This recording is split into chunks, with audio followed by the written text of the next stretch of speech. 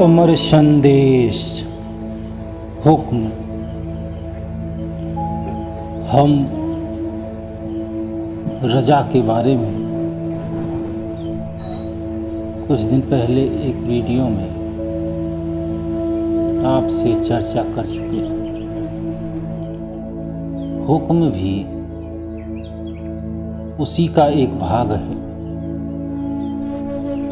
प्रभु की कल्पना सिद्धांत या नियम मात्र नहीं, वह ऐसी चेतना और इच्छा युक्त शक्ति है जिसकी हस्ती या अस्तित्व सत्य है।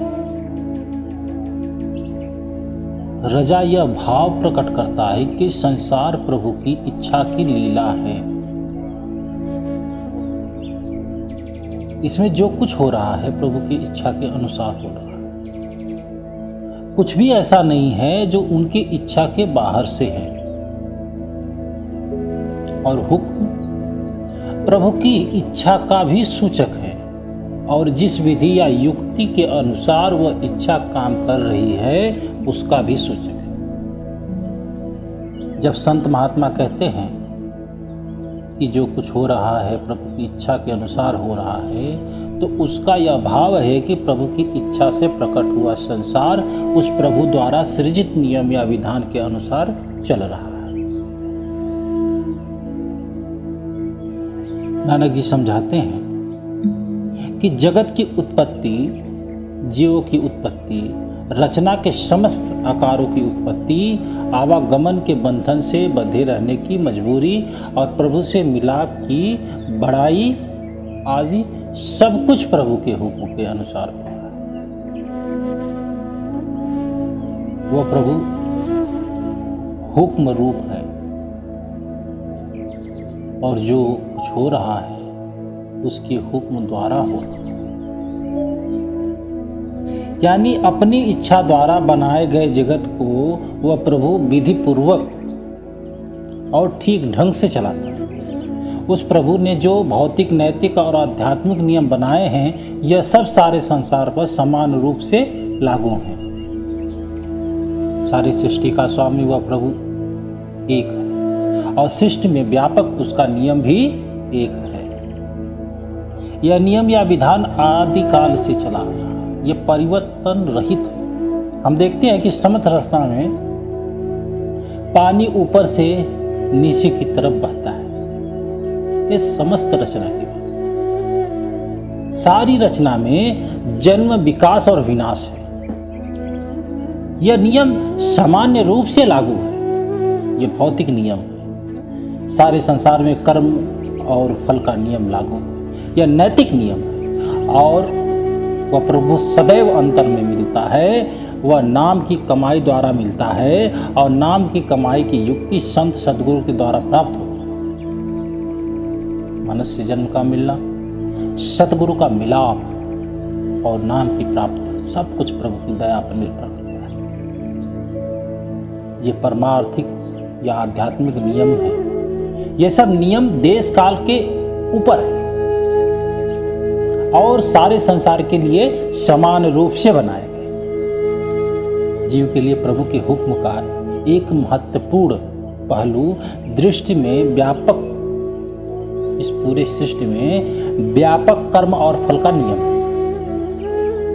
यह नियम आगे आवागमन के सिद्धांत से बंधा हुआ है।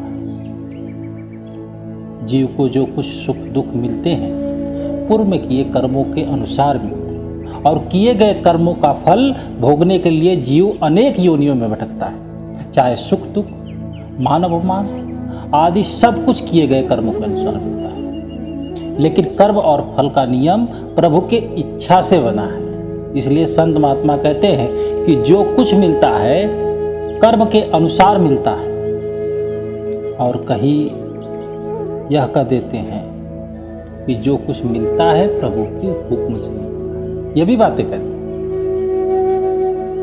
यह एक बात तो दो तरह की कहने का ढंग है, एक ही बात है, लेकिन कहने का तरीका अलग, और इसमें कोई आत्मविरोध भी नहीं। प्रभु के हुक्म के द्वारा प्रारब्ध लिखे जाने का यह अर्थ नहीं है कि प्रभु मन मर्जी द्वारा लोगों का तकदीर, लोगों की नसीब को लिख देता है, नहीं। कर्मों के अनुसार तकदीर बनाने का नियम प्रभु ने बनाया हुआ है, लेकिन तकदीर का लेख किए गए कर्मों के अनुसार लिखा जाता है। इसलिए वास्तव में अपनी तकदीर के लिए जीव स्वयं जिम्मेदार होता है। कर्म और फल के नियम का दूसरा पहलू है कि हर कर्म का अलग से फल भोगना पड़ता है। पुण्य कर्म पाप कर्मों का नाश नहीं कर सकते। पुण्य कर्म पुण्य कर्मों के खाते में लिखा जाएगा, पाप कर्मों के खाते में जमा होता है। और जब तक जीव के किए गए कर्मों के प्रभाव से उसे मुक्ति नहीं मिलती, तब तक उसको प्रभु से मिलाप नहीं हो सकता और आवागमन छूट नहीं सकता। तो फिर प्रभु से मिलाप का जो चाहने वाला जिज्ञासु हो वो क्या करे? उसके लिए प्रभु का क्या हुक्म है? इस पर नानक जी ने कहा कि जीव को चाहिए कि वह संत सतगुरु के उपदेशों के मुताबिक अपनी अंतर में लीव को जोड़ दे प्रभु के साथ। शुभ कर्म बुरे कर्मों का नाश नहीं कर सकते, नाम कर्मों का नाश कर सकता है। इसलिए कर्मों का नाश करके प्रभु से मिलाप करने का एक ही साधन है, उस प्रभु का नाम। संत महात्मा सावधान करते हैं कि प्रभु ने कर्मों के नाश और अपने साथ मिलाने के लिए नाम स्वरूपी साधन बनाया है। इंसान इस साधन को छोड़कर दूसरा कोई साधन अपनाए तो उस प्रभु से मिलाप नहीं कर सकता। और जितने भी साधन हैं वो मन और माल, वह साधन मन और काल के बनाए। प्रभु के हुक्म का यह अभिन्न अंग है। वह प्रभु केवल अपने द्वारा बनाए गए साधनों से ही मिल सकता है। जीव प्रभु को अपनी इच्छा के अधीन नहीं कर सकता। अपनी इच्छा को प्रभु की इच्छा के अधीन करके जीव का भला हो सकता है। जीव अपनी बुद्धि द्वारा उस प्रभु या उसके हुक्म की पहचान नहीं कर सकता। इसलिए उसे ऐसे पूर्ण पुरुष की शरण लेनी पड़ती है जो पूर्ण रूप से प्रभु में समा चुका हो। ऐसे पूर्ण पुरुष शिष्य को शब्द या नाम से जोड़ता है और यह नाम उस परमात्मा से मिला देता है। हुक्म की पहचान शब्द द्वारा होती है और इसके पहचान के लिए आपको संतों के पास जाना। वह प्रभु की रजा या हुक्म का रूप बना है। प्रभु के हुक्म के अभेद स्वरूप उसे सामान्य लोगों को समझ पाना असंभव सी बात है। उसे सहज अवस्था प्राप्त हो सकती है। वह जन्म मरण के बंधन से मुक्त कर सकता है। वह परम आनंद को प्राप्त कर सकता है। वह अवस्था संतों के पास जाने पर प्राप्त होती है। जय गुरुदेव।